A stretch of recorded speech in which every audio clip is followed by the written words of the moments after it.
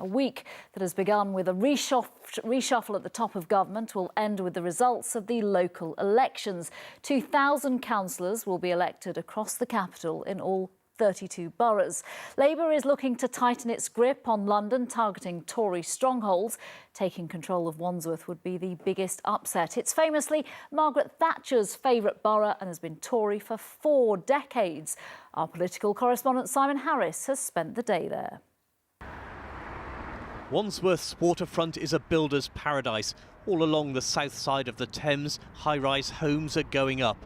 In a city blighted by a shortage of housing, it should be good news. But not everyone is cheering this construction boom. People here think that the Conservative Council is more focused on turning Wandsworth into a Manhattan-type place with flats and high-rise buildings that no one can afford. They're also really worried about the impacts of that on their local communities. The biggest of the building sites is Battersea Power Station, a £9 billion development which includes an extension to the Northern Line. The developer's website gives some idea of how much money you need to live at Battersea Power Station. The cheapest studio flat has a price tag of £570,000. Not far from the power station is the Kambala Council Estate. Even here, privately owned homes can command eye-watering prices. We've got properties here, we've got 4-bedroom houses that I think are going out at 700,000, but we've also got luxury flats that have just been built right on top of us. For a 1-bedroom there, it's 700,000. So what an insult to us. Wandsworth's Conservative leader has pledged to build 1,000 homes on council land, more than half of them affordable. But he's also been criticised for being too close to developers. Can you defend studio apartments in Battersea for sale for almost £600,000? But at the same time, that unlocks other things. You know, you've got 3,500 jobs coming at Apple's headquarters. And that is an important asset to this borough. It's an important asset for the capital. In fact, Mayor Sadiq Khan welcomed Apple's taking up office space in Battersea Power Station. Labour's hopes of winning the council were boosted last year when Marcia de Cordova took the Wandsworth parliamentary seat of Battersea from the Tories. But there's been speculation a Labour win in Wandsworth would be swiftly followed by a left-wing takeover of the party to depose the new leader. There were some stories that, you know, people within my party didn't agree with everything I was doing to run the campaign. But, you know, you don't need to be concerned about that. You know, Can you guarantee you will be the leader a week after you win? I will be the leader a week after we win. There are no Green councillors in Wandsworth, but the party believes it can appeal to increasing voter concern about environmental issues like climate change. Climate change, well, yes, definitely. I think we're experiencing that right now, aren't we? Touch of winter when we should be in spring, and we had a heat wave about 2 weeks ago. Labour needs to capture 12 seats to control Wandsworth. The Conservatives have never lost the council, but both parties agree it's a tight race. Simon Harris, ITV News, Battersea. But first, the people of Barnet, Kensington, Wandsworth and Westminster have one thing in common. They are the voters Labour are targeting in the local elections in the hope of wresting control off the Tories, in some cases for the first time in decades. The Conservatives are determined to make this a Bins not Brexit election focused solely on local issues. On the day of the final campaigns, our political correspondent Simon Harris has done a whistle-stop tube tour of those target seats. Top of the Northern Line and it's Labour's top target. The next station is High Barnet. Barnet is where the Tories are most vulnerable in London. The party ruled with a majority of just 1 seat, and even that evaporated recently. So Labour shouldn't have to do much to win here. But there could be a hiccup. Barnet has a big Jewish population, and Labour has a problem with anti-Semitism. Down towards the other end of the Northern Line is another juicy plum Labour hopes to pluck. We're in the London borough of Wandsworth now, once Mrs Thatcher's favourite council and Tory for as long as most people can remember. But the opinion polls suggest Labour is in with a strong chance here. After last year's election, the party holds 2 of the 3 parliamentary seats. And Tooting, of course, is Sadiq Khan territory. Heading back into town from Wandsworth, it's time to switch to the Circle Line for our next stop. Wealthy Westminster, the local authority at the heart of government. This is another of those London councils for so long regarded as a Tory flagship. Labour needs a big swing to win here, and there's a real battle for votes on the doorsteps. The final day of the campaign, and the Labour mayor's been wheeled out in affluent St John's Wood. Last year's results in London in the general election were very encouraging. The difference, though, in the council elections is some of the wards we have to win are wards with big Conservative majorities that have never been Labour. But, you know, we can make history in Westminster for the first time ever. Not far away in Maida Vale, Cabinet Minister Matt Hancock is the Tories' big gun wheeled out to shore up the defences. Are you steeling yourself for big losses in London?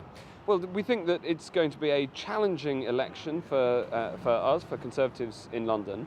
But the message which resonates on the doorstep is that you can get better services with lower council tax if you vote Conservative. There are certainly parts of London like my borough, Sutton, but also Kingston and Richmond, where we expect to make progress. And it may well be that in places like Westminster, where we've had no councillors, that this might be a chance for us to establish a toehold.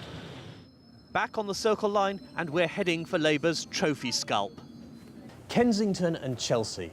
The Conservative vote is so strong in some wards, they say you could stick a blue rosette on a milk bottle and it would win. But Grenfell has changed everything, and Labour is daring to think the unthinkable. The politicians know there are no guarantees until the votes are cast and counted, but in some London boroughs it could be all change. Simon Harris, ITV News, on the Tube. Good evening, I'm Lucrezia Millerini. Well, as we've been hearing, the polls have closed and the counting has begun. London has cast their votes today in local elections. Labour will be hoping to tighten its grip on the capital by making gains in traditionally Conservative strongholds. Well, our political correspondent Simon Harris is here. Simon, a long night ahead for you. Those results come in. Just tell us, where are the points of interest here and which councils could we see a real shake-up in? This is the biggest test of political opinion in London since last year's general election, and it's going to be a nail-biting night, particularly for the Conservatives, as they wait to see if they've lost some of their long-cherished councils. The top of Labour's target list is Barnet, where the Conservatives until recently had a majority of just one seat. They lost that when a councillor defected. So it should be a walkover for Labour, especially as the opinion polls in London suggest that Labour is in a very strong position compared with the Conservatives and compared to the rest of the country. However, of course, Barnet has a big Jewish population and no one's really sure how the Labour row over anti-Semitism will play out. The other big target that Labour has set its sights on is south of the river, Wandsworth, once Mrs Thatcher's favourite council. A slightly harder, tougher nut for Labour to crack will be Westminster, but their activists have been working very hard on the streets of Westminster. The one that nobody's really prepared to put money on is Kensington and Chelsea, an ultra-safe Conservative seat, but everything has changed since the Grenfell Tower tragedy and the council's failed response to that. Other seats to watch, the Lib Dems chasing in Kingston and Richmond. It is going to be a long night. The first result, perhaps from Westminster, 2 o'clock in the morning. We'll be here live on Facebook with those results. All right, Simon Harris, a lot to keep you busy tonight with. Thank you. Well, we'll bring you more on those London results with more analysis from Simon in our main programme tomorrow at 6 p.m. Good evening. It wasn't the night Jeremy Corbyn had hoped for. Labour had big plans for London, wanting to make sweeping gains in areas where issues like Windrush and Grenfell had appeared to tip the political climate in their favour. Instead, the Tories held firm, suffering only minor losses, while UKIP were effectively wiped off the political map. Well, this was the state of play at 10 o'clock last night, with Labour holding political control in several authorities. And this is the picture now, after all but a handful of 150 councils have declared. Well, high on Labour's target list were Wandsworth and Westminster. They gained seats, but nowhere near enough. We'll be reporting this evening from Richmond, where the revival of the Lib Dems was in full force, and from Basildon, where UKIP lost its swagger and the Tories took control. Well, Grenfell didn't have the effect Labour thought it would in the Tory heartland of Kensington and Chelsea. We'll examine why. But first, our political correspondent Simon Harris reports from Barnet, an original Labour target that turned into the Conservatives' big success story. This was not the victory party many people were expecting. The Prime Minister celebrating a Conservative win in London. Against the odds, ultra-marginal Barnet turned Tory. and Mrs May was pretty sure she knew why. I think people of all faiths have rejected the vile anti-Semitism that Labour has gone unchallenged in the Labour Party for too long. Alex Prager, Conservative, 2,155. This was the moment Labour officials realised Barnet, their top London target, was out of reach. The Conservatives captured 3 Labour seats in Hendon. Adam Langleben was one of the losers, a Jewish Labour councillor who 3 weeks ago tried to alert Jeremy Corbyn's office to the impending disaster. Just 2 nights ago, I was in High Barnet, just 2 minutes from here, and I knocked on a door with a mezuzah, a Jewish prayer on the front door, and the woman burst into tears. And she said, "I've done it my whole life. I've been brought up with the union movement, but I can't vote for you. You're an anti-Semitic party." How angry does that make you? It makes me absolutely fuming. Absolutely fuming. 24 hours ago, Barnet was a hung council with no party in overall control. Last night, the Tories took the town hall with a healthy majority of 13. According to local Labour Party members, Jeremy Corbyn was planning a victory rally in Barnet tomorrow. They think he should still come to say sorry. If Labour couldn't win in Barnet, its ambitions in other London boroughs were probably in tatters too, and so it proved. In Wandsworth, the Conservatives breathed a huge sigh of relief. What Conservatives have scored in Wandsworth is a very famous victory against all the might of national, local and regional Labour Party. We have endured and continue to be a Conservative branded council. As Westminster also stayed blue, Labour began to marshal its excuses. We've always known that Westminster was a mountain to climb. It required a very, very large swing. And of course we went into it hopeful. We've given it our best shot. We worked very, very hard. But we always knew, coldly realistically, this was going to be a tough call. And even after the Grenfell Tower disaster, Labour couldn't evict the Conservatives from Kensington and Chelsea. I don't think you'll find that I ever said we were going to take the borough. I did say we were building firm foundations for the future, and if you look at the detail of the results, we have made progress.